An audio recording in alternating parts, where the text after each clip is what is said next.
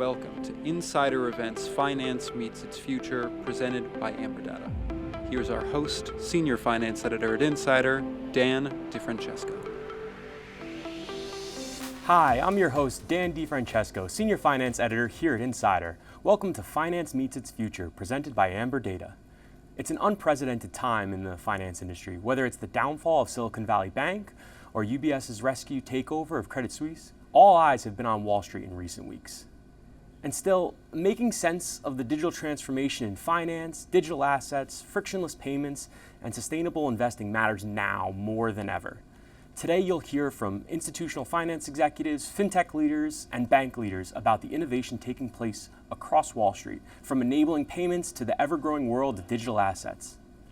During our panels today, my colleagues will ask some of the most burning questions the industry is facing, such as, what's the state of digital transformation and modernization on Wall Street? How do you see digital assets and their markets fitting into the context of the overall financial system? How should your choice of financial partners shape how you think about payments innovation? And what are the biggest catalysts from an ESG investment perspective? We'd love for you to be a part of the conversation, so please share your thoughts on social media by using the hashtag InsiderEvents. And you can ask our panelists questions by using the dashboard at the bottom of your screen. We'd love your feedback. And now, I'm delighted to introduce our first session, Demystifying Digital Transformation in Finance, a panel discussion led by Insider's senior finance reporter, Bianca Chan.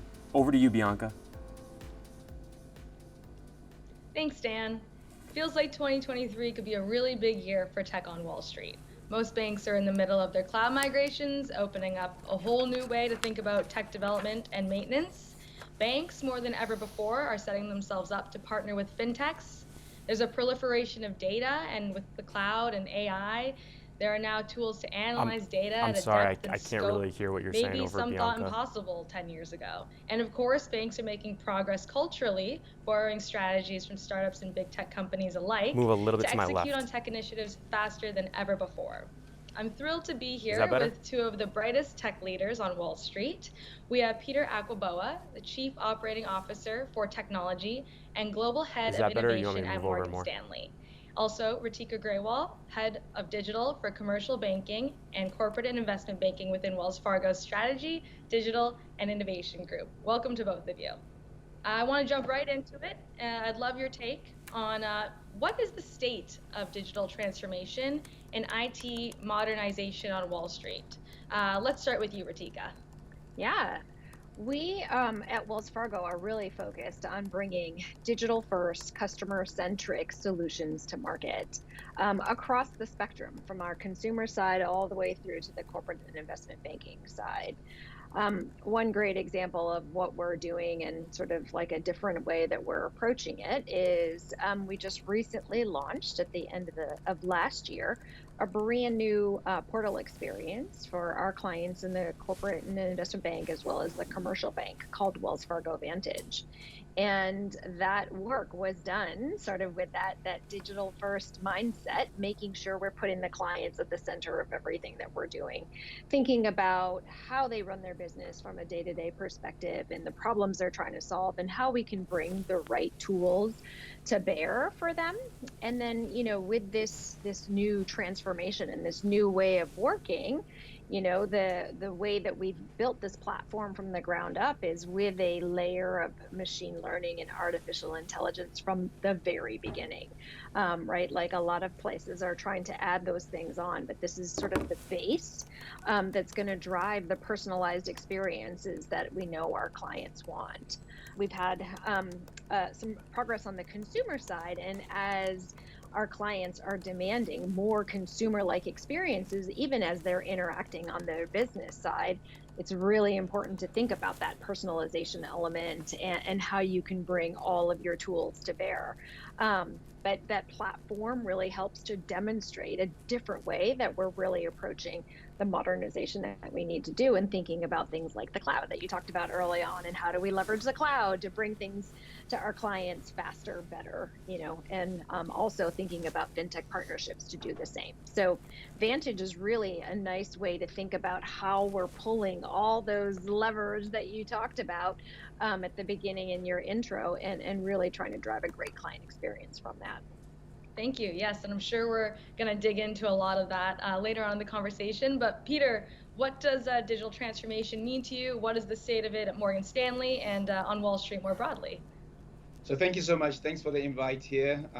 It is the appropriate time to have a discussion like this. So for us, as you know, in Morgan Stanley, we have largely three main businesses that makes up. If you look at the revenues last year, 54 billion. So we have obviously the institutional securities business, which is a traditional risk management business and supporting corporate clients. And we have their wealth management business and also our asset management or investment management business, which makes up the 54 billion. And I think I would say that when we think about the state of our digital transformation, I break it down to three parts. One is really around what we're doing from an innovation point of view that supports our digital transformation from a customer's point of view as well as an employee experience point of view.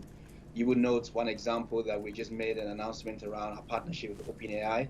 Part of that is really thinking about how we provide the right level of flexibility to our clients by leveraging some of the new powers of generative AI and so forth.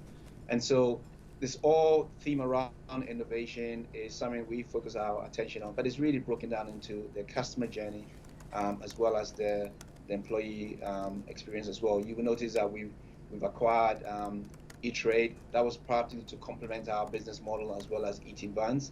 And so we see some of these innovative ways of doing things is not necessarily always generating things organically, but where it makes sense to complement our business model, we will do that as well. So that's the first category. The second category, which one can never avoid, is being effective in the organization. And when you look at where the industry is going, it's not just about focusing on the customer journey and so forth, but we also have to provide an effective way of doing that. So we spend a lot of time around looking at our own internal processes and making sure that we continue to digitize those and make that as effective as we can relative to how we support the customer, because that we believe that is also important. As the customer comes through the front end, we have to make sure that the back end is also as efficient as possible as well. So it's an effectiveness conversation that we spend a lot of time on.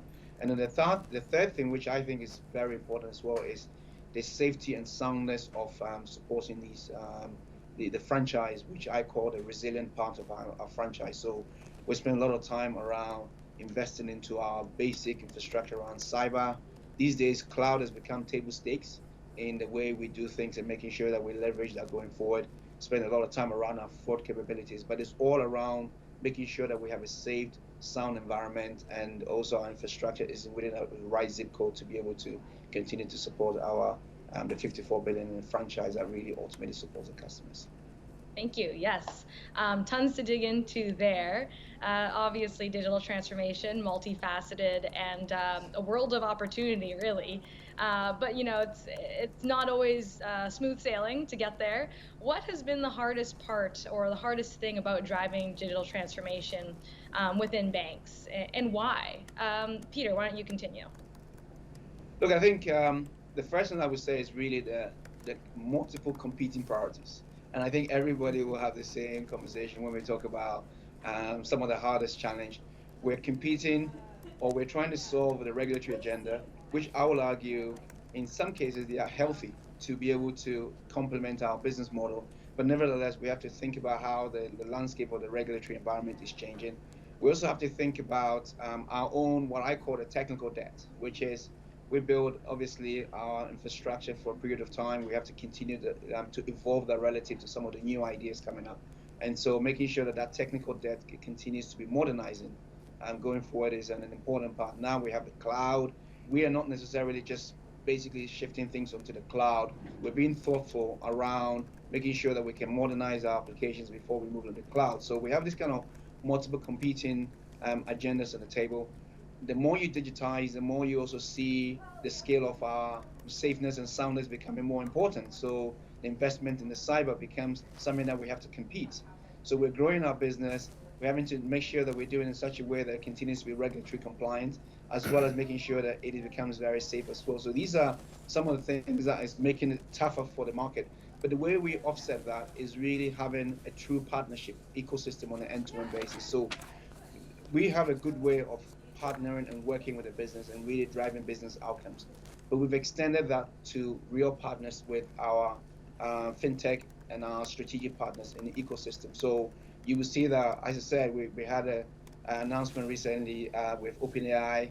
We've also had an announcement with Microsoft as an example. These are partners that we're working with because we believe that the ecosystem has to drive it on an end-to-end basis if we're to tackle some of the challenges that we see. Yes, and Reetika, what would you like to add to that, if anything?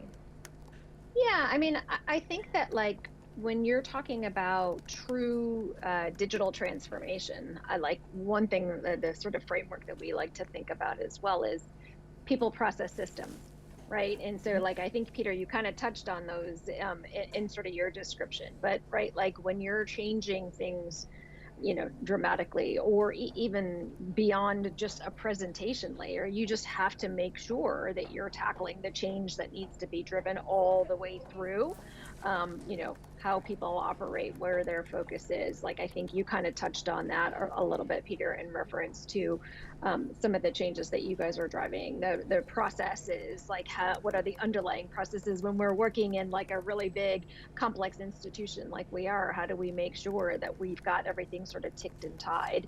And then the systems, right? Like, where are we putting things? How are we putting them there? How are we calling them, right? Like, data is a really, really big component of any digital transformation, and making sure that we've got that sort of thought through as well from that people, process, systems lens as well. So that's a little bit about how we think about, what it means to transform it these days. Mm-hmm. Yeah, and I feel, a lot of the times the conversation around digital transformation can be so big, and I want, our audience to be able to take away some actionable tips. So I know it might be difficult, but can you boil down, what has been the single most important change that you've made, or that has had the biggest impact to your ability to modernize and digitize and, operate with a digital first mindset? Peter, please. This is a very interesting question because the single most important change, I wouldn't say that there's kind of one thing that we think about. I would say that the biggest thing we focus on is culture, because things change in a dynamic way, and you have to be able to be nimble and agile to be able to reflect to those kind of changing environments. So what we focus our attention on is really making sure that there is a culture of change, culture of innovation. And when you think about that, it's really around how you partner and really think about the business outcomes. What are you actually solving for? And making sure there is a ruthless way of aligning the resources on an end-to-end basis to solve for that. And I would say those are the things which have helped us. When you think about the pandemic, nobody can predict that actually we will end up being in a way where we have to provision half of the people working from home. I don't think none of them was in any blueprint, right? It was not any blueprint that we have to provision everybody to work from home. We have to support 3 or 4 times fourfold the volumes and make sure that we continue to remain resilient. So the way I think about it is really having a ruthless culture coupled with the way we organize ourselves, which is an agile approach. And that agile approach breaks things into specific areas where you can really partner on an end-to-end basis. You can define your KPIs and your outcomes, and you prioritize in the right way to be able to get that things done. And I would say once you do that, you are able to adjust to anything that is coming to you, because you have to be nimble and dynamic to be able to service those outcomes. Reetika, I see you nodding, and I know from previous conversations, this is right in your wheelhouse. Tell us more about how Wells Fargo approaches this. Yeah, no, I mean, I think that there's some big similarities, I think, in terms of how we approach it. But I would say, just sort of back to your original question, like one of the most important things we did when we're starting on this transformation journey was, that in making sure that everybody from a cultural perspective had that deep passion for our clients. And so we set out on building out a library of personas. So ranging from a really, really small client to a really, really complex client, and with sort of an acknowledgement of the different kinds of people within any given company that would be potentially interacting with our digital tools. And the thing that I love so much about the commercial banking and the corporate and investment banking space is our clients are so dynamic. So these personas help to give you a snapshot, but then just following along and making sure that we're continuing to build things in a way that helps grow the way our clients grow. And so like that just really like the unification around like who's the client, what problems are we solving, like that personas work was really galvanizing, I think, for the team. And we've got these people that we all like know affectionately, ambitious Amy, efficiency Ella, right? Like, so we can always at any given point say like, who are we solving for, and what problem are we solving? Like that, I think for us was probably one of the big first steps that we needed in this journey for transformation on like the Vantage portal, for example. Mm-hmm. No, that's super interesting. I wonder which character I fall into. Peter, zooming out with a more macro lens, how are you setting Morgan Stanley up to be ready for the future of finance? How do you ensure your modernization efforts kind of reflect the future makeup and direction of the industry? Look, I think you see that once a year, we always signal what our strategic intention is. So you will see when James, our CEO, and our CFO, Sharon, goes through the results. Once a year, we always signal what is our strategic intention and where we're heading.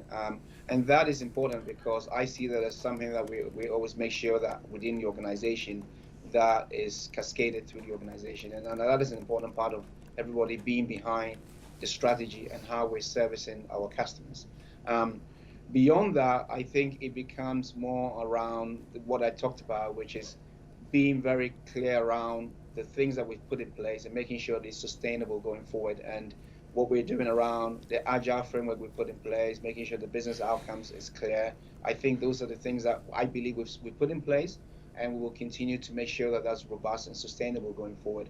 The other things that we've done, which I do think will help us move things forward, is that we have a unique advantage that once a year we bring some of the top 100, top 150 of our business and technology guys together for a week, where we spend a week in most cases the West Coast. We've been doing the West Coast. We may think about different locations, but we basically take a step back, spend time with our vendors, our business, our technology partners, our new startups, and really focus on how are we doing, what advice can you give for us, where's the product going, and what are the new things which are coming out that can complement our business model as well. So you see that there's a shift between what we used to traditionally build to now what are the areas that we have to buy going forward, and how do we complement our whole ecosystem on an end-to-end basis.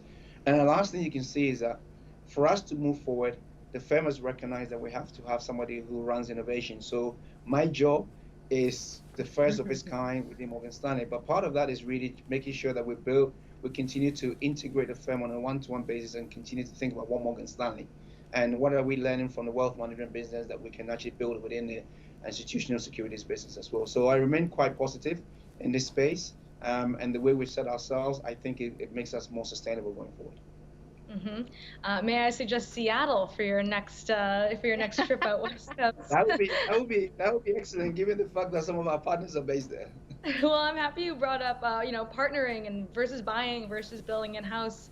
Reetika, I know that at Wells you guys have done a great job at setting yourselves up to be able to easily partner with fintechs. Tell me more about your embedded finance and your API initiatives.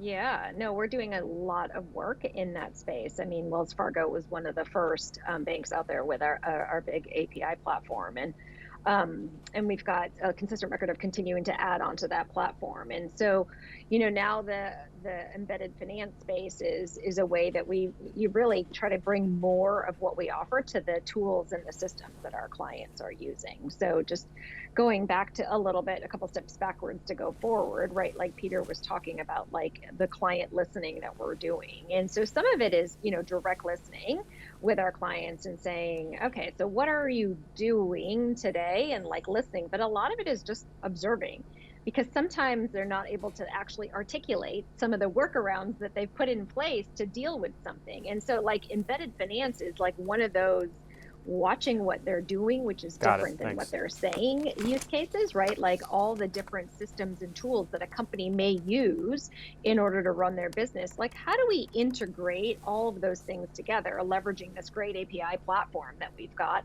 in order to get a little closer to the customer to, again, solve their pain points. And so in doing that, we've kind of opened up sort of the ecosystem a little bit to think about the types of partners that we could use to help deliver things in a faster or more integrated way, right? Like we're never going to learn every single ERP system, the ins and outs of it. So where can a partner be helpful to us? Or where can a partner help to bring some data that could be useful in serving our clients better and things like that. So, there's a variety of different ways. Within our main portal, we've got some partnerships in place to help deliver sort of unique experiences to our clients where it makes sense for them to be able to do that from a speed to market perspective and from a long-term skill set perspective. And then also same thing on the API side. So how do we leverage that ecosystem the right way to deliver great things for our clients? And like you were saying earlier, our employees as well is something that we're thinking about. Mm-hmm.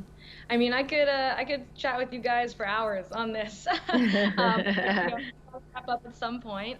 But it's really interesting to kind of hear how you're both approaching digital transformation, what it means to you, how it plays into, the future of both of your banks. I love how it seems equally, outward facing as it is inward facing. It's kind of both sides of the coin. So it'll be interesting to see how this plays out. I want to thank you both, Reetika and Peter, for being here today. And back to you, Dan. Thanks, Bianca, and thank you so much, Reetika and Peter. 2023 is definitely shaping up to be a big year for tech on Wall Street. Don't forget, share your responses on social media with the hashtag #InsiderEvents. Up next, we're picking up the conversation around access and the mass adoption of digital assets. Please welcome insider investing correspondent Layla Maiden and her guests for a discussion around digital assets related to blockchain technology, including cryptocurrencies, NFTs, and the tokenization of real-world assets. Thanks, Dan. I'm here with my guests to take a closer look at how access and the mass adoption of digital assets and blockchain technology as a whole will impact financial markets. I'm thrilled to be here with three leaders in the space: Sean Douglas, CEO and co-founder of Amberdata, Caitlin Long, CEO of Custodia Bank, and Guy Hirsch, Managing Director for the United States of Kraken. Let's get into the first question. How do you guys see digital assets and their markets fitting into the context of the overall financial system and Wall Street? For example, will crypto and NFTs be an additional asset class added as a category amongst stocks and bonds? Or will blockchain technology power the entire financial system, meaning even real-world assets will become tokenized? Guy, I'd love to hear from you first. Sure, absolutely. So I think that initially, crypto was adopted by those who believe in the ideology of freedom, liberty. They were driven by some sort of a noble cause. Then we had the influx of speculators that drove crypto and Bitcoin primarily into the $19,000 around 2017, end of 2017. And now I think with NFTs, we have a chance to bring about additional influx of people because of affinity to brands, affinity to sport, affinity to celebrities, and so on and so forth. And the tokenization of everything, I believe, will bring about a democratization of building a portfolio that was privy only to high net worth individuals up until now. So for example, if you're really, really wealthy, you probably have some allocation to art, some allocation to real estate, some allocation to stock, bonds, things of that nature. The average investor can't do it.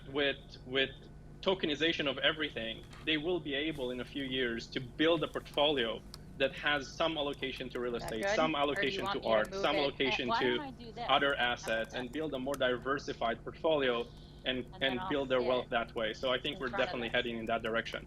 I'm really excited for a world that looks like that. Sean, I want to hear your thoughts on this one. Good or not? Yeah, absolutely. So, I think digital assets is really the financialization of the internet, and whether it be taking real world assets on chain or digital rights management, a la NFTs, or just making today fairly opaque exclusive markets to trade in public markets radically transparent and global and accessible to all. That's really what I think the mission of digital assets is undertaking, and it's a massive transformation that's bigger than anything I've ever seen. Caitlin, do you have something you want to add to this one? Yes, I think the real utility is in the payments world, And so your question, it's not an either or, because of course the technology can power payments in the traditional system, although the way the US is going, they're pushing away from the use of open permissionless protocols towards closed sort of corpo protocols that are not as powerful. And frankly, at the end of the day, people will vote with their feet. You can right now download, say, the Lightning Network code and move any fiat currency in the world using Lightning as an intermediary currency. You can go dollar to dollar, you can go dollar to yen through Lightning, and 8 billion people can download that code and use it. It's still small right now, but nobody needs permission to run that code. And so the world's going to change pretty radically as adoption rates start to increase and people literally vote with their feet.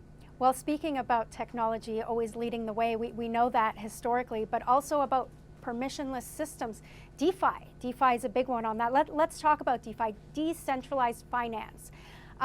Will it become the future of finance? If so, how do you see institutions embracing it? Sean, I'm going to throw it over to you for this one. Yeah, so I really do believe that DeFi is the future of finance. If you think about fintech, that was really factoring payments out of banking. And as Caitlin talked about, payments is the use case today. But if you actually think about all financial services being factored out into elemental components that can be put together into new financial services, the total addressable market for that being every person and every business on the planet, this is going to happen, and it's super powerful for financial institutions, because rather than paying AWS to develop their product and paying to run that, they're able to run that on a public open network where their customers pay the transactions. It massively is more efficient, and it creates global innovation. I 100% agree that DeFi is the driving force behind digital assets. Guy, what do you think about the DeFi sector and all that it can offer the financial systems? I wholeheartedly agree. I think DeFi is indeed the future. It allows us to do things we haven't even imagined about before. However, I would say that on the edges of DeFi, at least for the next, decade or two, we would always find some sort of a centralized entity providing some sort of a bridge between the old world and the new world. And we also understand that when something is permissionless, when something is truly decentralized, the reach of regulators, the reach of the state is basically non-existent, or is basically mitigated. And I think there will be a continued battle between that and between DeFi. So we would have to work really diligently with state actors, with regulators, to still allow this innovation to flourish, not to be afraid of it, but embrace it, because it will better society. But still, we will need to, as an industry, to provide a lot of education as to why this is better for all. Caitlin, I know you have some thoughts on this, especially following up with what Guy just said. I'd love to hear your thoughts. Well, if you look at the way the internet evolved, really every market has lit and dark versions, right? So most of us use browsers and an internet service provider to use the internet, but if you're technologically savvy, you can just use Tor. And so there are alternatives, and most people, of course, migrate because of the user experience, the brand recognition, the security, or at least the perception of security, because they don't have confidence in their own security skills to use Tor. They'll use the sort of lit markets.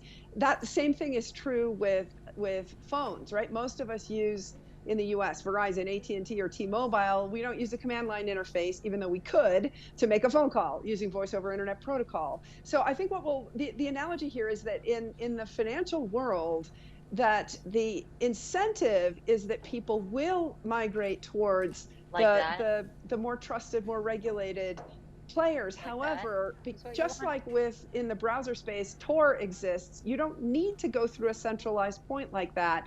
So that creates the really nice incentive for the centralized players not to overreach. And boy, have we seen overreach from centralized players. Look at the cancel culture happening, for example, in big tech. So what's fascinating about it is the regulators in the US right now are going in exactly the opposite direction. They're trying to push everything into the dark markets.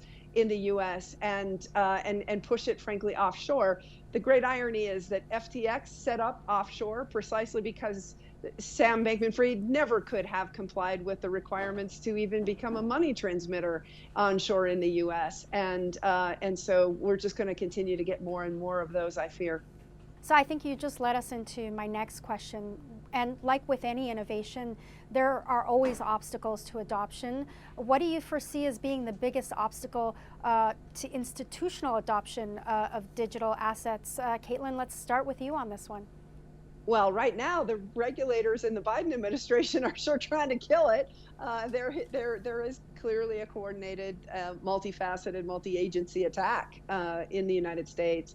And it's so interesting because what I see globally, for example, Hong Kong is starting to open up again after a couple of years of China banning it.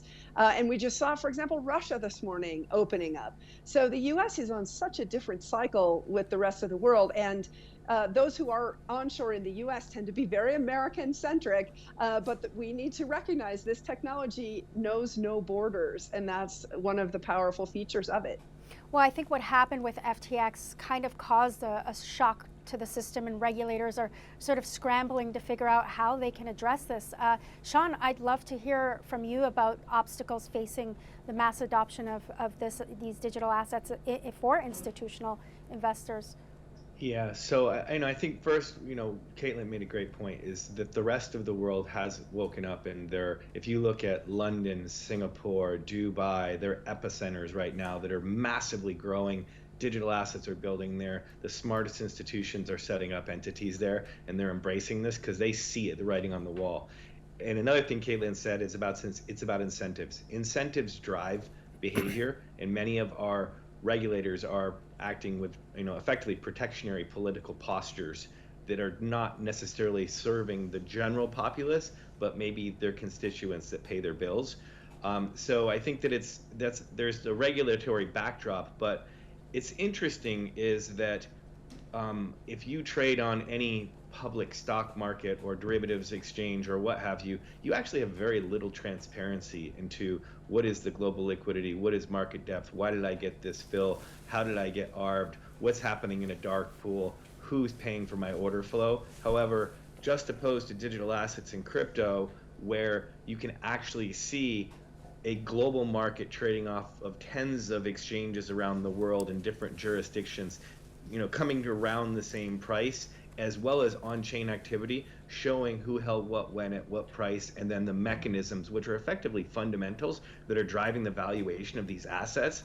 I think institutions who are leaning in, whether it be banks creating non-forward deliverables, which are effectively futures because they're afraid to actually hold the asset, or creating structured products, or whether it be trading firms looking to participate and provide liquidity in this massively growing market, or then the whole supporting ecosystem around financial services. At the end of the day, the data is there, and people like us have built massive businesses around providing data so that institutions can adopt. And whether the market is going up, you want data, or if the market is going down, you need data. I think that the data is richer and more robust than in traditional financial services. So eventually people will come around, the regulators and what have you, and realize that this is actually a blessing for them, that they should just get out of the way of innovation.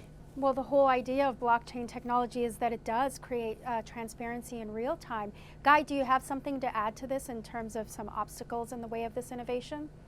Yeah, even though I agree with Caitlin that we see a lot of adverse actions, there are still, I think, a lot of hope. There's still a lot of hope.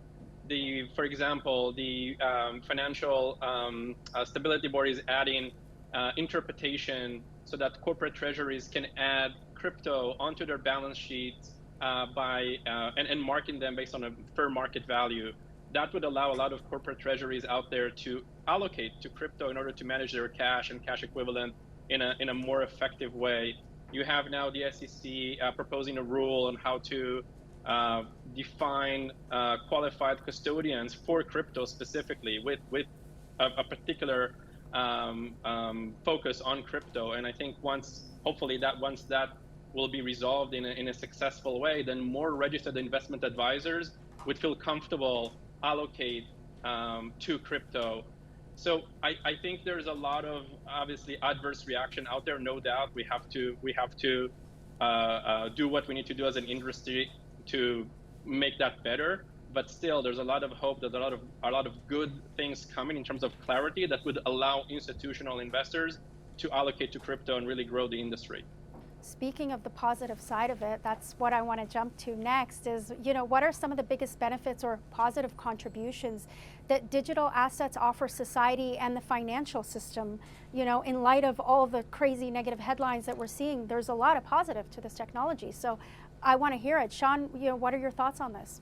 Yeah, so I think that one of the biggest advantages is one, radical transparency. So if you look at all of the failures in the 7 large failures that happened, I don't need to name them all, everybody knows what they are, in the last 6 months, all of them were counterparty risk or opaque, complex, layered entities that nobody really knew what they were doing. It's the recreation of the financial crisis, and ironically, we're this week seeing multiple banks blowing up, and you see the entire banking and financial services industry down 10 to 20 something %, with other banks down 70%, and they're being seized by FDIC. Like, are we back in 2009 again? So I really think that the advantage that DeFi and digital assets brings to the table is, despite all that bad stuff that happened in the last 7 months, DeFi worked as planned. There was radical transparency. The health of those DeFi protocols like Aave, I think, is a really good example, where they cleaned up the risk in the system. People were incentivized to clean up risk. People were incentivized to participate. It worked as expected. And the transparency is what facilitates the people to participate and trust it. Where today, pick the bank that blew up today or yesterday. If you're a customer, you had no visibility into what their balance sheet was. Like, give me a break. That we literally are in 2009. So I think that the most positive contribution is this radical transparency and the ability to be not locked into somebody else's proprietary closed garden where you have no control and the regulators are protecting your interest and they have no control either. All they can do is come back and give a speeding ticket later. I think this is a better path forward. And then if you look at NFTs as the future of digital rights management, imagine being able to, if you're Disney, to own into, or if you're a creator, to own the asset that previously you had no control once it left your hands, and own an annuity stream. There's going to be massive businesses in art, in music, in loyalty points, in whatever, built around this that are going to change the world in 20 years in a way that we can't even envision today. Caitlin, I know you probably have something to add to this. Yeah, I just fairly recently heard a story about somebody who had a short-term opportunity offshore.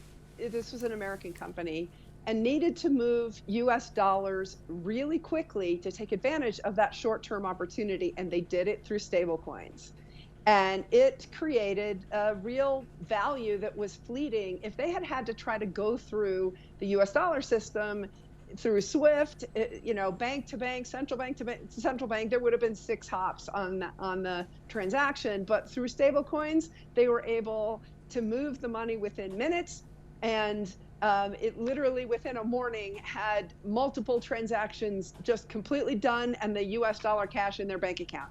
That's a real world business application of this, and it just goes to show you people with their feet to use these technologies, even if the regulators are preventing them from doing so.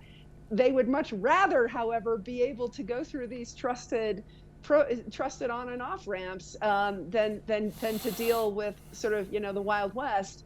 But as we saw in the U.S. with Uber, people voted with their feet to use Uber because the experience was so much better than the experience of using the taxi and limousine commissions medallion taxis. And that's what's going to happen here in payments as well. These solve real world problems for real businesses. I hear you on that. I think it's been quite a while since I've taken a cab, and I live in New York City. Guy, really quick, I'd love to hear, what are your thoughts on positive contributions of this technology to society? So at the core of it, I really do believe in what the cypherpunks initially kind of promoted, which is we have the right to transact, we have the right for privacy, we have the right for our own property. These are basic rights. And as manifested on the web, now that we have a native digital currency, now that we have native financial applications on the web in a decentralized way, we can accomplish those goals in a way that wasn't available before. So if you are a creator in Africa and you suddenly realize that you can create digital art and gain access to the global economy and earn a living by selling your art in a way that wasn't accessible before, and earn royalties as your art is being sold and sold again, that is amazing, because you no longer need to migrate and physically risk your life to move to New York or to move to some other financial hub. You can stay where you are and still earn a living. Or just another example, if you're a farmer and you want access to insurance against flooding and things of that nature. Before crypto, you didn't have access because it wasn't financially viable. And now suddenly, through decentralized protocols, you can opt in to an insurance that would pay you something if some oracle is feeding into the smart contract that there has been a flood where you are, and pay you whatever you need to get in order to continue on living. So that is amazing, real world applications, and at the heart of it, freedom. That is incredible, Guy. Thank you for sharing, especially the story of the artists and that potential with us. Now, we've reached our final question here, and that is, what is your prediction for the future of digital assets? Sean, I'd love to start with you on this one. Where do you think we're going to be? I think you got to take a long view, and if you look forward, like if you think about the creation of the internet, like it was the beginning, like everybody needs a website. You're going to be the brick and mortar, or you're going to be an internet-based business. You fast forward today, everybody's an internet business. I think digital assets and DeFi and all of this will expand into, it will become invisible. It will be part of your fabric of daily life. You will have less dependencies on central banks, any bank, other than people who are participating in the digital asset space, who are helping facilitate and transact in this. But those that are putting up walled gardens and trying to exclude crypto will become irrelevant. And I think that this will enable a massive creation of value for people around the world, and those that embrace it will benefit significantly, and those that don't will be irrelevant in the future. Like the fourth industrial revolution. Guy, what are your predictions? I think once we realized with the Satoshi Nakamoto white paper that code can equal money for the first time, then you really unlocked a wave that cannot be stopped. Because once programmers and coders can code financial applications and can code money and can code value, to me, there's no way this is stopping. I'm very bullish on the future. Yes, we have a lot of hurdles. Yes, we have a lot of things we need to do in order to be successful here. But there's no way this is stopping. Caitlin, closing thoughts on this. Where do you think, what's the prediction from your end? Oh, well said from the co-panelists here. This is inevitable, and 8 billion people can download the code and run it. There is no stopping that. And most of those 8 billion people have phones, and the engineers are just making it easier and easier for users to interface. And I'll close by saying that the regulators who are trying to stop this, they try it every 4 years during the Bitcoin bear markets, and in the last one, guess what? The engineers created Tether, and Tether was created essentially, as they say, invention is the mother of necessity, or as the old saying goes. And essentially, that's what happened here. And I can't wait to see what the engineers do. Because literally, once the banking system was shoving folks out of the access to the traditional system, not only did it prove why these technologies are so interesting to people, but it also, the regulators got, in the decision that they made out of fear, exactly what they feared, which is that this technology found a way around them. And I think it's, like it or not, for the regulators, the choice that they've made, which is now apparently pretty locked in, is to shove this into the shadows, and the engineers are going to find a way around them again. I'm confident. Well, my hope for the future is hopefully there'll be synergy between policymakers, the engineers, and the financial system, and we'll have this beautiful product at the end of all of this. What an energizing conversation. I want to thank our guests for being here today. Sean, Caitlin, Guy, thank you so much. And now back to you, Dan. Thanks, Layla, Caitlin, Sean, and Guy. Appreciate you sharing your thoughts on the challenges and positive contributions digital assets offer society and the wider financial system. And thank you all for watching. Remember, please, to take our survey at any time during the event, just click the link at the bottom of the page. And if you're sharing your thoughts on social media, please use the hashtag #InsiderEvents.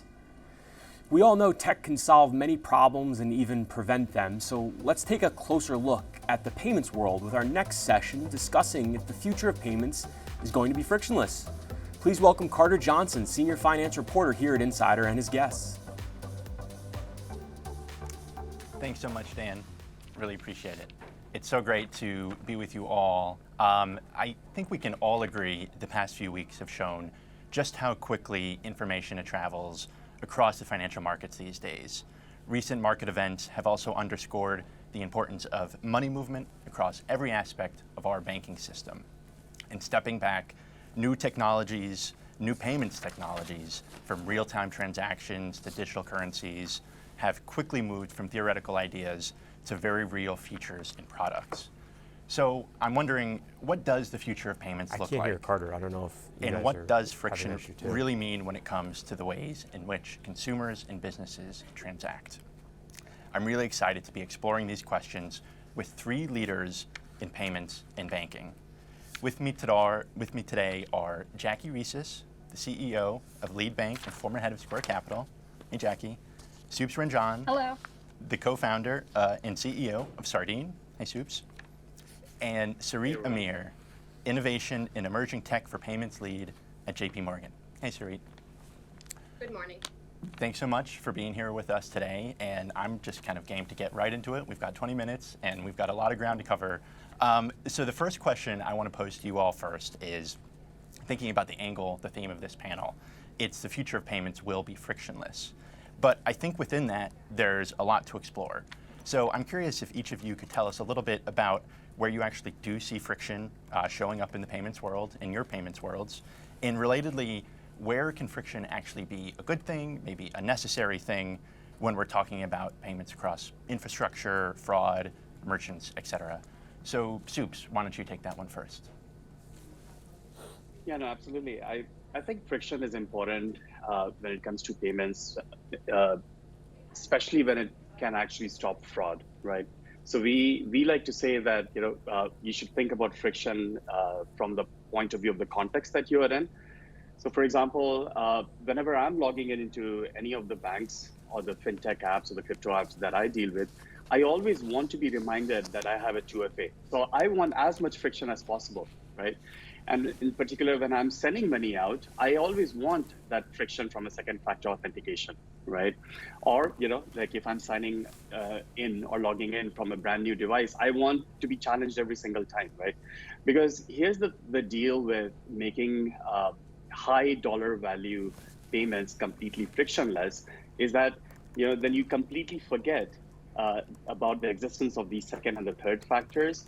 And that's what scammers can actually take advantage of, right? Because if somebody didn't challenge me with a 2FA, what is going on at the back of my mind is, hey, did somebody take over my phone number, right? Or did somebody take over my my banking app and removed all those 2FA factors, et cetera, right? Sure. I think that's a great point. And Jackie, I know we've spoken about this a little bit before too. So I'm curious, where can friction be a good thing? Well, I think that was a perfect start to the conversation because in many cases, friction can be a benefit. And if I think about what it does, friction really limits you from having a real-time transaction going through. And so there are many cases in financial applications where that's helpful. And so you could see that around identity, you could see it around fraud. And so those things are really helpful in order to create an experience that you would hope from end to end for both businesses and consumers to make sure that the right group of people is actually doing the right transaction. And so I would think of it as a feature, not a bug in some cases.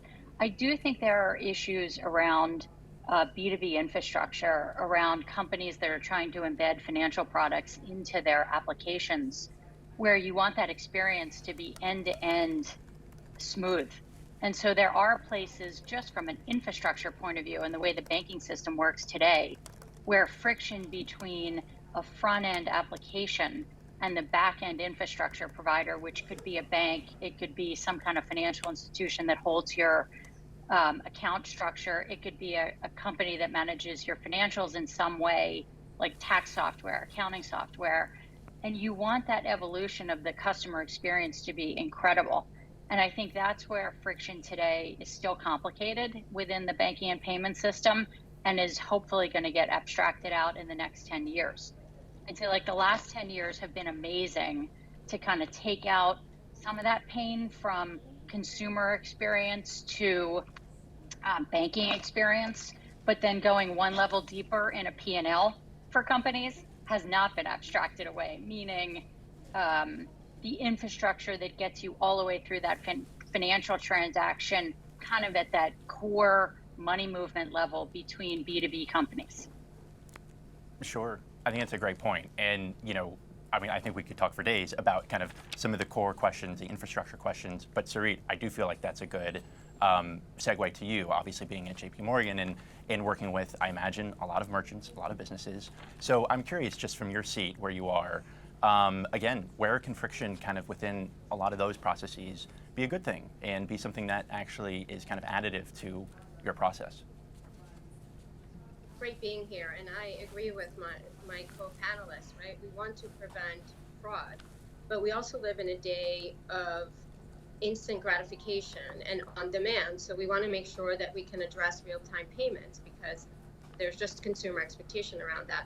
So I would think that over the years, real-time payments will become more real, because if you think about it, 10 years ago, if you wanted to hand someone money in London from New York, you'd have to get on a plane and fly over to London to hand it yourself. But today, sometimes we're talking about what is real time, and we find that we're talking about, is it seconds? Is it 5 seconds? Is it a minute? You know, and so this is where you do want to introduce some friction, because if I am paying Jackie, you want to make sure that I am who I say I am, and Jackie is who she says she is, because as technology is addressing fraud more and more, there are also technologies also giving the hackers and the bad players more tools to achieve their agenda. So I think it's balancing to consumers' expectations, but also protecting them. Sure. Yeah, I think that makes so much sense. And if I can keep it going, you know, one of the things we've all been looking at over the past few weeks, and you know, certainly it's been taking up a lot of my time, has been, we've seen the collapse of Silicon Valley Bank, we've seen the sale of Credit Suisse. It's been a total whirlwind for a few weeks for banking broadly. And you know, it's kind of clear now, especially within the past few weeks, that if folks are looking at fintechs, they're also looking at the banks standing behind those fintechs. And again, within a payments context, I'm curious, how should the choice of bank or financial partners shape how companies think about payments innovation? And Sarit, you know, I know JP Morgan is a friend to many startups and you know, is obviously active in the space. So do you want to take this one first? Sure. So, you know, I think that SVB clearly created a platform to help entrepreneurs and startups, and really from, if you think about it, from the idea itself all the way to scaling a company, and that was a unique value proposition. And I'm sure that's very difficult for a lot of entrepreneurs and startups. But the large financial institutions, even though we're focused on stability and strength, we also very much care for innovation and supporting the innovation ecosystem. So I would just think that entrepreneurs moving forward are going to have to find that sort of balance, solving for their clients' problems in the best way. And obviously they take calculated risks, but finding financial institutions and financial partners who are going to support them on that journey, but at the same time, maintain that stability, right? Really bring forth the risk and control aspect to make sure we're all safeguarding the financial sector. Sure. Yeah, I think that's a great point. Jackie, I feel like you have some thoughts here. You want to jump in? Yeah. It's been fascinating to run a bank, a small bank in this environment located in Kansas City. And interestingly, the experience in Kansas City around deposits feels very different than that around the coast. And we did not lose $1 of deposits from our local community. In fact, we added significantly from a broader set of companies that needed real-time onboarding into the banking system post SVB. And so that's been an interesting advantage of sitting in Kansas City with an actual FDIC insured bank. I think there's two sets of needs primarily that I saw come out of this for companies. One was basic corporate services around account setup, checking, savings, balances, money movement, sweeps. And coming out of this, what I saw is companies are now making multiple bets across banking partners that they want to pursue. I think that's the right strategy. I would go find a bank that is either uncorrelated on a regional basis to what we saw, or a systemically important bank, and also someone who might be able to help you on a more transactional level day to day if you want a more personalized experience from someone who's smaller, or even like a tech company that's like an abstraction layer. I think having multiple parties like that can be very helpful to companies where before they might have had all their eggs in one basket. The second set of services I've seen companies need is around fintech infrastructure and companies associated with lending, issuing, acquiring, and finding bank partners to help them bridge into the financial services system because of the products they want to build. And in that regard, I have seen, and it's frankly happened for the last 6 months, an evolution and focus on who is your underlying bank partner. And do you have a quality partner that can help you scale? It's one thing to sign up with a bank partner that helps you just start your company at a really small level. But once someone starts to scale, they need to pay far more attention to who that partner is, how successful they are in working with regulators, what kind of quality clients do they have, and make sure they're dealing with partners who they believe themselves are of the highest level of integrity, the highest level of quality of partner, and someone who can work with them in an agile and creative way. And so we've seen an incredible opportunity coming out of the last 6 months with crises happening at lots of different banks that operate within both the crypto field as well as the fintech field, where bank partners have not been able to meet the regulatory requirements needed in order to help scaling in large fintechs at the level of compliance, controls, agility, success that is needed in order to be a partner that operates within the banking system. And so I think now more than ever, that is really important. Quality matters, integrity matters, compliance matters. And I think, folks have had their eyes opened into how to be more creative and thoughtful and looking for partners like that. Sure. I think that's really helpful. And, it makes me think too, Soups, I want to make sure you kind of get a chance to answer this as well. Within fraud and within payments fraud specifically, I'm just curious, I'm as Jackie said, kind of a certainly interesting past few 6 months, few weeks, et cetera. But how have you seen that kind of question of partner change over time?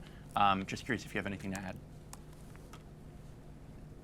Yeah, no, absolutely. So it's not just fraud, but fraud and compliance. So one of the key observations I've had over the last several months is, if you are a fintech entrepreneur and you're looking to start a new fintech program, you should do due diligence on the banking partners that you want to work with to really, align with what are the onboarding requirements. What does a customer CIP program look like, right? And then also build an understanding, a common understanding around, whenever, who actually owns the KYC in the CIP. What should the KYC anti-money laundering or the KYC ML policies and procedures really look like? And furthermore, there is still some lack of full clarity on where does that ownership actually sit, the KYC ownership between the bank, the banking as a service platform, and the fintech, right? So we are also seeing,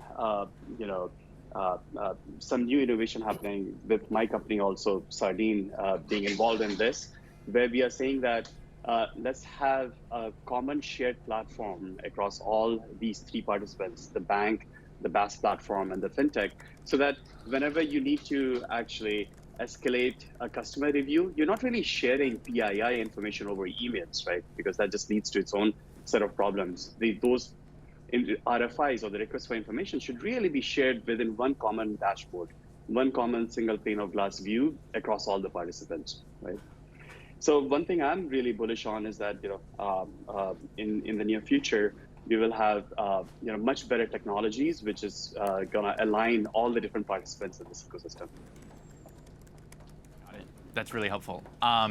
And we could go on, I know, for many, many, many hours, and there were other questions I wanted to ask you, but in order to keep it moving, I wanted to, as a last question, ask each of you, thinking really big picture, really kind of zooming out, kind of going wild, to close out, what do you think is one defining trend that might or will shape the future of digital payments in the coming years? So again, feel free to give us something surprising, something bold, even a prediction for 10 years out. But I think it's just, a good way to kind of think about the future.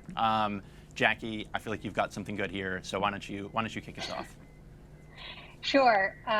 In any platform shift, you see technologies leapfrogging one another, and I think we've just gone through that because of COVID, and we are living in a far more mobile banking system than ever before. And what I would see is further penetration of software being deployed in order to move money agilely. And I say that meaning away from devices that might have hardware attached, where, in prior cases, you might, companies might not have felt comfortable with IDV or fraud happening on any device because you can't control, what screen scraping technology shows up on a mobile device. And so the idea that you can now use a mobile payment device for any type of payment transaction, I think will only take footing and then amplify over the course of the next 10 years. So what do I think that means? I think it means that where we started with money being digital only amplifies, and money movement around the world such that borderless commerce can take place for both supplies and people in a way that becomes where friction is far reduced from what it is today, I think will only be amplified. And I don't think that has to happen in a crypto-only world. I think the evolution of how money moves amongst regulated institutions will also completely change as FedNow gets introduced in July of this year, where 24/7, 365 payments can take place. Once a system like FedNow is connected to the SWIFT system, I think we'll really see changes in how some of these international transactions take place. And that's usually the place where you have the absolute worst experience in trying to send money anywhere around the world in an easy way. And if anything happened in COVID, it's that people and suppliers became global. I think that will not be put back in the bottle where we start to have, very localized networks anymore. Companies are interacting everywhere around the globe, and we need our payment system to catch up to that. And so that's what I see being the biggest change over the next 10 years. Sure. I think that's great. In order to keep it moving, Sarit, and this can be certainly your view, this can be JP Morgan's view, but I'm just curious, what do you think? Sure, and I apologize, I'm not going to be that bold. I'm going to build a little bit on what Jackie was just talking about, which is digital wallets will gain more traction, not necessarily in the consumer space, but more in the B2B space, because this has not been an area of focus to date. And to what Jackie is saying, global commerce is becoming more and more a reality for all of us, right? It got accelerated during the time of COVID, but now it's just here to stay. And when you're thinking about B2B and the digital wallets and real-time payments, you have to incorporate the nuances of cross-border, and that makes it even more challenging. So I'm really fascinated by how this will evolve, and I do believe that we'll see the intersection of digital wallets and real-time payments really in the B2B space taking a leap forward. Sure. Yeah. Thank you. And Soups, to close us out, something related, something else? What do you think? Yeah, one thing I'm really fascinated by is that, first and foremost, we have this saying at Sardine that with faster payment methods, you get faster ways of losing money or faster fraud, right? So with the rise of, newer, faster ways of moving money, with FedNow coming to the fore, and as we've already seen with Zelle, Square Cash, et cetera, right? We are nowadays, carrying our complete digital lives and all our banking and financial apps in our pockets, right?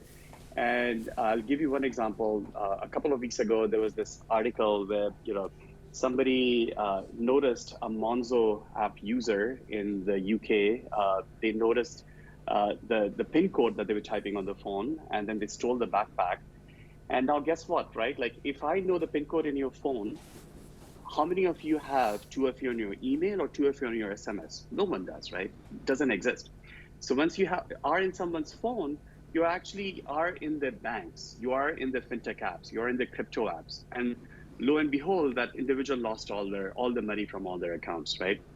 So where I'm going with this is that, we need to now start thinking about protecting users' money, which is really in their phones in a digital wallet, right? From very different ways, right?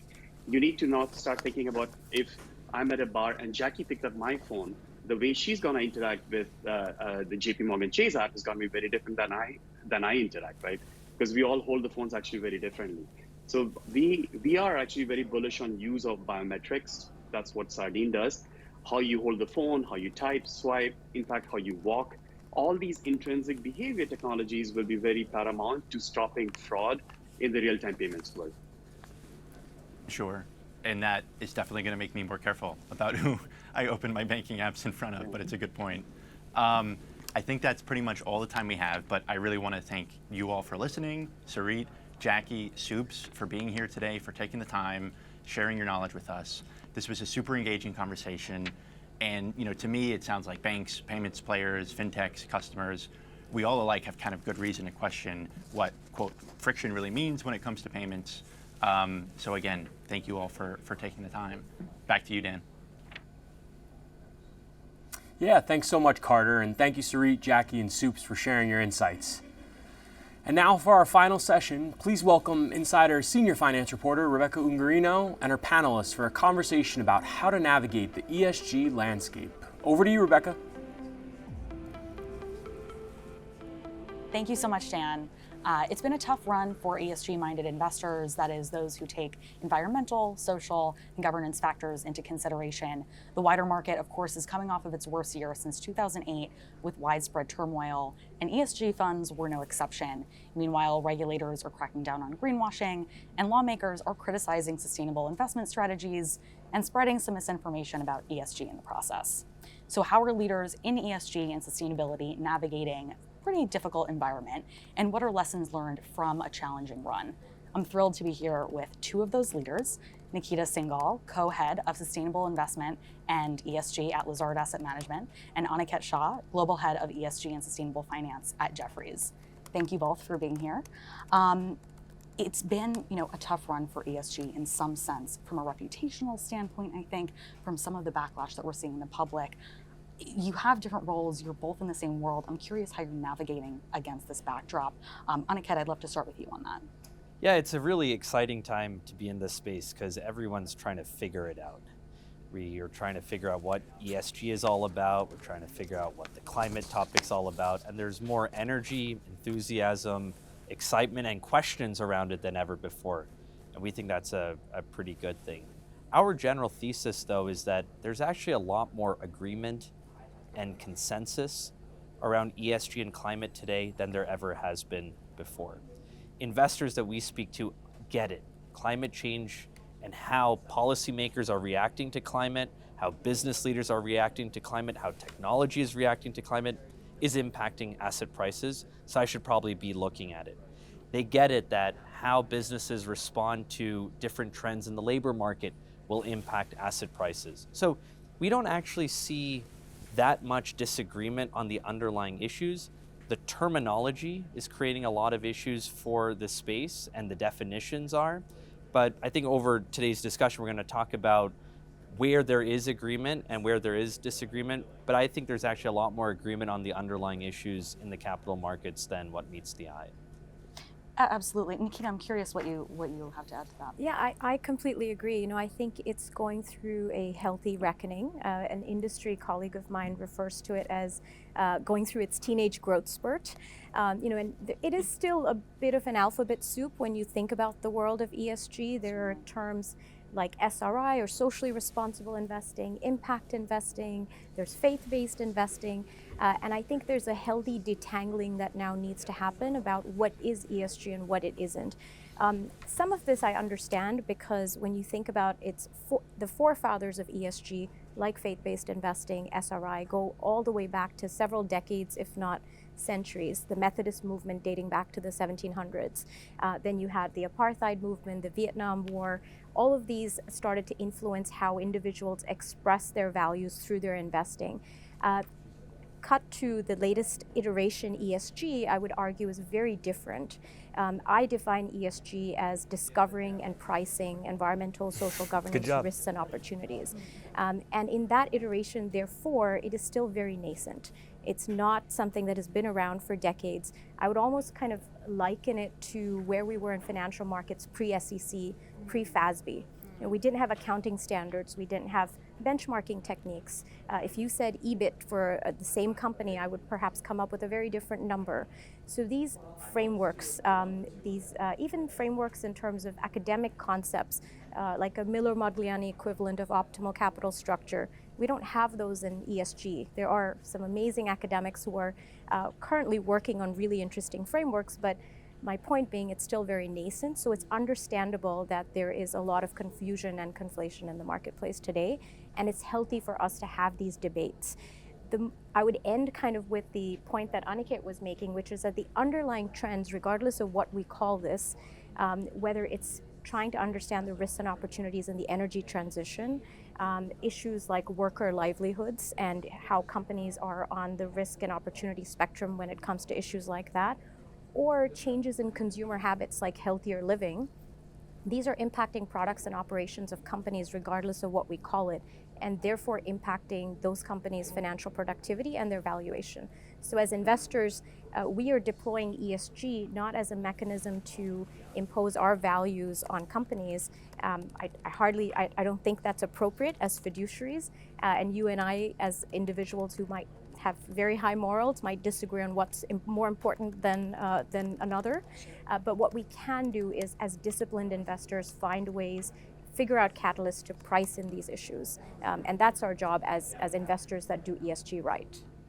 Absolutely, and it's a great parallel to kind of like pre-SEC in the markets. Like, I'm so glad you said that, because it is kind of like, as you think about where we are in ESG, I think that's a totally apt, kind of parallel. And I do want to talk about the nomenclature a little bit, as how we talk about ESG from kind of sector to sector. And I would love to kind of drill on, into that more, Nikita. How do you think about ESG from sector to sector? Maybe a technology investor is going to have other, rather than going to have different priorities than, say, an energy investor. So I'm curious how you think about ESG issues from sector to sector.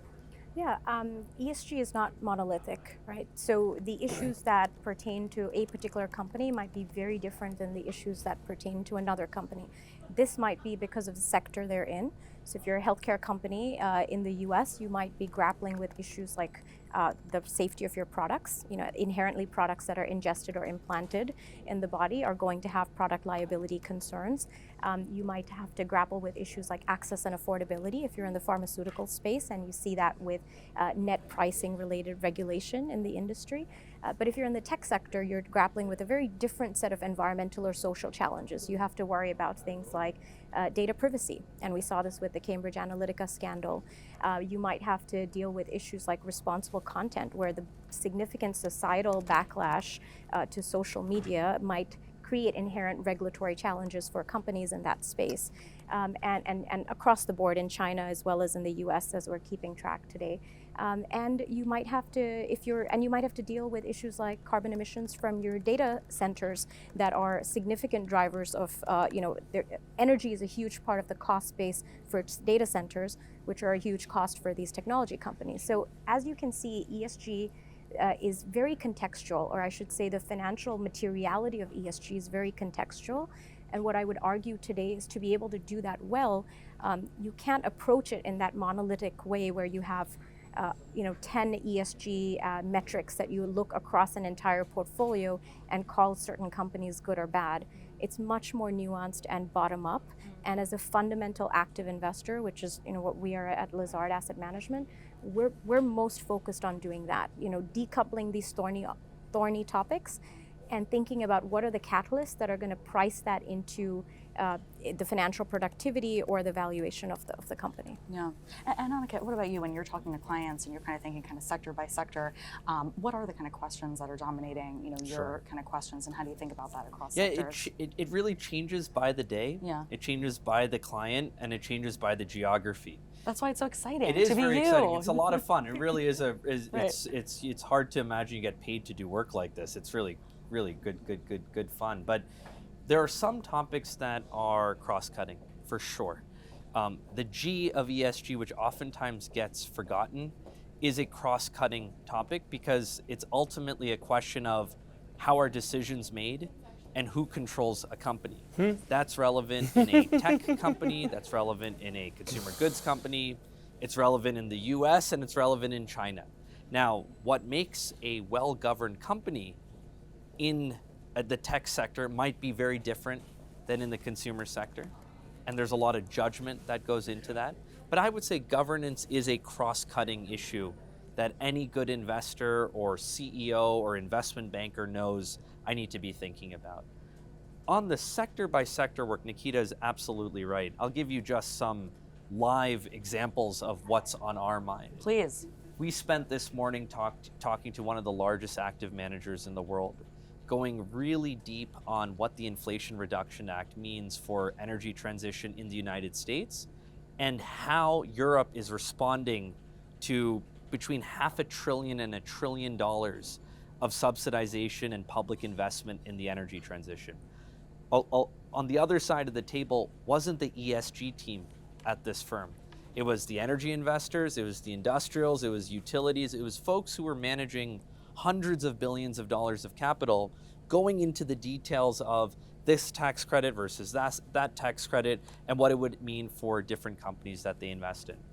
Early this afternoon, the conversation switched completely, talking to a very large credit investor. And they were really interested in this topic of human capital, which we spend a lot of time writing about. And specifically, what do we know about layoffs and the impact of layoffs on the long-term profitability and therefore the credit risk associated with companies that they invest in. They are predominantly in the tech space. We then spent, right before coming here, a little bit of time talking to some clients late in Europe, and they were talking about deforestation and all these European rules that are coming into place in the EU around deforestation laws that will impact where they can get imports from and whether that makes investments in emerging markets, including in Brazil, less attractive. So sector by sector, geography by geography, and type of investor, equity versus credit versus private equity, all impacts the conversation. But Nikita said it right. This is about pricing risks and opportunities that arguably investors should always have been pricing. The thing that has changed, at least the way we think about it, is that the materiality of these topics has increased. And you say, Annika, how environment was always important. I would say, yeah, but we only got the Paris Climate Agreement 8 years ago. And now 90% of the world's emissions are under a net zero framing. So yeah, maybe climate was important 10, 20 years ago, but now policy and technology is moving. So these things are becoming more important. They're becoming driven by policy and technology, and capital markets are responding. Yeah. And Nikita, I'm curious, like as you think about catalysts going forward, whether that's on the regulatory side, whether it's on how consumer tastes are shifting, what are the next catalysts, if you will, that you're looking toward for 2023 and beyond that investors should know about? Yeah, I couldn't have said it better than Aniket. I think that when as investors, what you're most focused on is how can you have, as fundamental investors, and active investors, how do you have a view that's different from market consensus? And it's extremely hard in markets like the US that are incredibly efficient. Things get priced in very quickly. So it's an incredibly exciting time for active fundamental investors because the market does not have a consensus around a lot of these issues. We don't know how to, we don't have the same views on when they're going to get priced in what magnitude, and whether they hit companies' cash flows or balance sheets. There's a lot of debate, and that makes it, in what I would argue, the greatest alpha generation opportunity of our time. As he said, these issues have always existed in the past. What's happened now is we are seeing the structural shift towards many sustainability trends. And it might start with individual values, but it's starting to shape normative values that then forces these catalysts to come into play. So to answer your question, the way we often think about it is three major catalysts: regulation, and Aniket touched on the Inflation Reduction Act, the EU's policy response to that, and many policies around the world.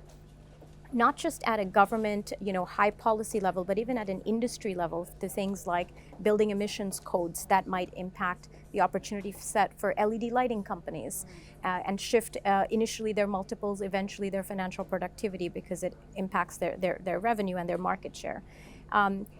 There's regulation, there's shifts in consumer behavior, where we're seeing consumers voting with their wallet in terms of things that they care about. Everything from what their packaging should be like, that may not impact the valuation of a Coca-Cola or a large CPG company, but it is certainly, we are starting to see it impact the valuations of packaging companies down the supply chain. So the knock-on effects are important to observe, not just the immediate companies that are impacted or in front of us.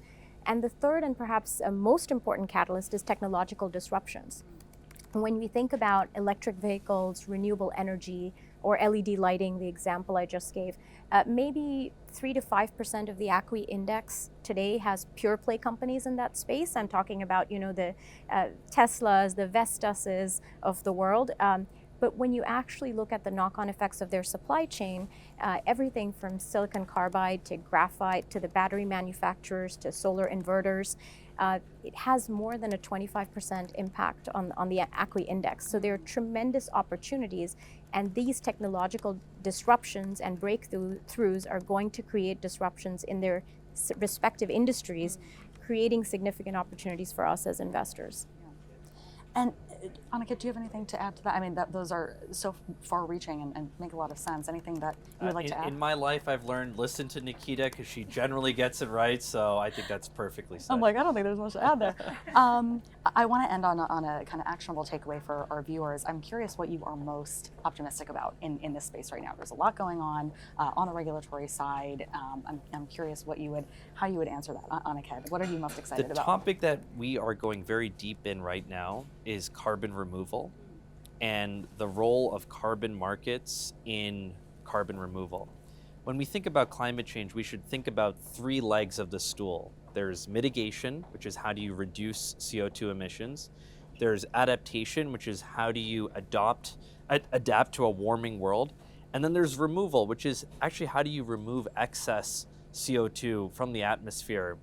And that third leg of the stool hasn't been getting a lot of attention, but there are technological breakthroughs happening every day in direct air capture and nature-based solutions and so on that are coming to life because of technology and policy.